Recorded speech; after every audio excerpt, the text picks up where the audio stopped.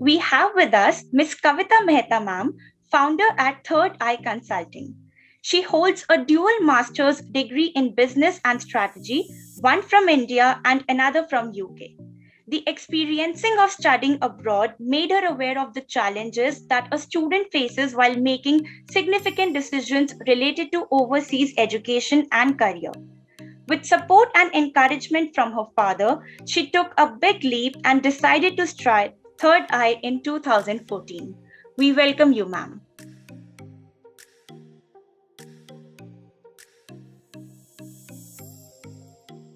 The global pandemic has created an upheaval in many businesses, bringing some industries like travel, tourism, and events to their knees. What about the students who wanted to pursue this field?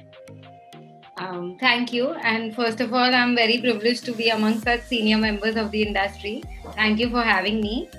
And so it's a very good question. As you say, a lot of career options have, to agree with what others have already said. One is that, in India, there is a mentality that a lot of children are pushed by peer pressure and family pressure and are not open to choosing what they really want to choose. That is something that needs to be created, a sort of awareness amongst parents before the students first, so that parents give them full support. That is one thing we always try to do when we have students coming in, and it's more like counseling the parents more than the students first. Correct. Taking up niche programs helps them evolve and perform better, because everybody can't be an engineer or a doctor. They need to understand that there are so many other fields that they can be good at, and that is something that we always try and tell every child that find your passion, follow your heart, and you will be successful wherever you are. It doesn't have to be what what the world says or what your friends are doing. uh, Bringing that in the picture, so when you say travel, tourism, events, yes, they are picking up really well.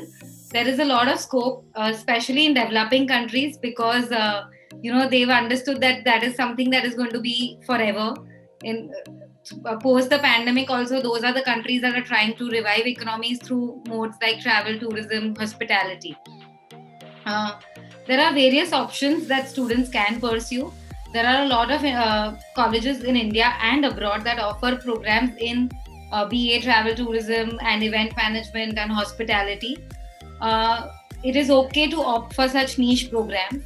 Most programs are admitting the students on the basis of their 10th and 12th marks.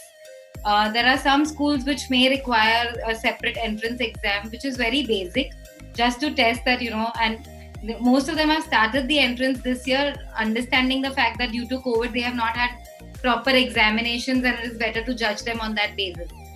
But it is relatively easier. Most of these programs also are skill based. So they have a lot of the programs that have placements within their curriculum, which is another advantage, and in line with our NEP, as we say that vocational skills are important, which is taught within the program. So I would recommend students that, as per your resources and budget, choose the right college and country. You can also pursue these programs abroad, especially in countries like Europe, where hospitality is a very big sector.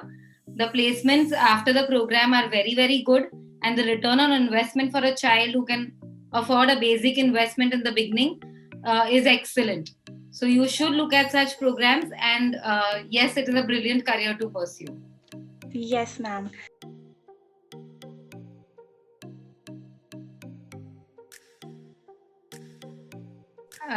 So I would definitely say yes, abroad studies are still a viable option. Of course, as ma'am has addressed, there are a lot of people, a lot of families who had to go through a lot of stuff during this pandemic.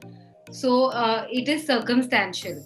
But for those who have the circumstances, and like we know that there are NGOs and there are trusts that are helping Indian students, similarly, there are a lot of scholarships and trusts and things, grants that are available for students even abroad. So, if it is necessary, if there are enough resources, and it is a family, it is a family decision. Going abroad is always a family decision, especially in countries like India, where all of us are always interlinked and we are dependent on each other. We really analyze the entire profile of the child before we make the decision of whether they should go abroad or not. In these hard times, uh, uh, over the year, we've seen the statistics, and the children who were desiring or wishing to study abroad, only 5% of them have decided not to go. The statistics are still high. 95% of the children are still planning to go abroad and are still pursuing their dreams. The difference mainly is there are some career options abroad which have more, you can say, exposure. They have more research opportunities. There is a lot of infrastructural facility available for certain programs which help them to gain good fellowships and get better jobs further. The career prospects are definitely higher when you look at abroad. Value of education in comparison to a lot of private universities or public universities in India is also higher.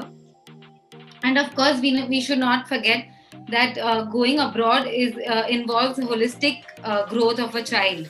The life experience that the child gets while when they are living by themselves, the kind of independence which makes them more responsible, more mature, is the main reason why a lot of students decide to pursue abroad, whether they go for their undergraduate studies or master's studies.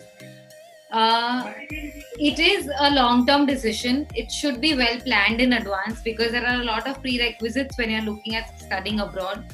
These are certain things that a lot of children, a lot of principals, a lot of coordinators in schools prepare the child from at an early age, like when they are in grade 9 or 10, so that they are prepared to take that decision when they are in the 11th or 12th standard, which helps them to get the right resources, the right amount of funds, and the right amount of time in preparation.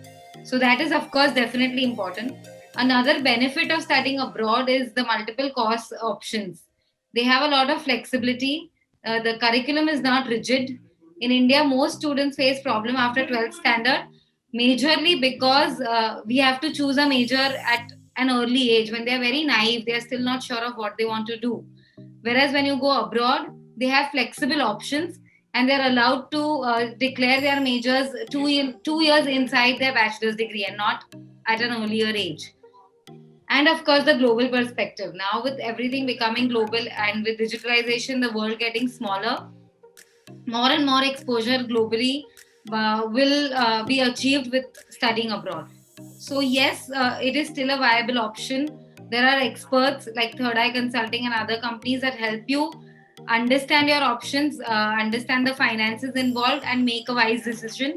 So, yes, I would encourage them to still pursue their studies abroad if it is within their reach.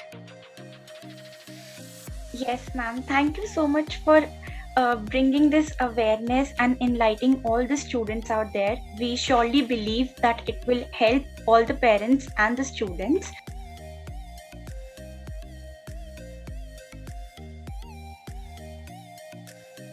Yes, so thank you. I mean, very valuable inputs from all these reputed and senior dignitaries. I would just like to quickly summarize a few things. One is that though technology is making a lot of jobs obsolete, the children don't need to worry because they are creating new jobs too. There are a lot of opportunities in the technological area that are coming up because of the obsoleteness that they are creating there. That is one thing. Second thing that you need to remember is there are certain jobs that can never go obsolete. Like you will always need doctors, you will always need lawyers, you always need teachers. So these are career options that are still open and available for you all. Go where your heart follows. Thirdly, in terms of taking a gap year, as discussed by all of these people, it is not.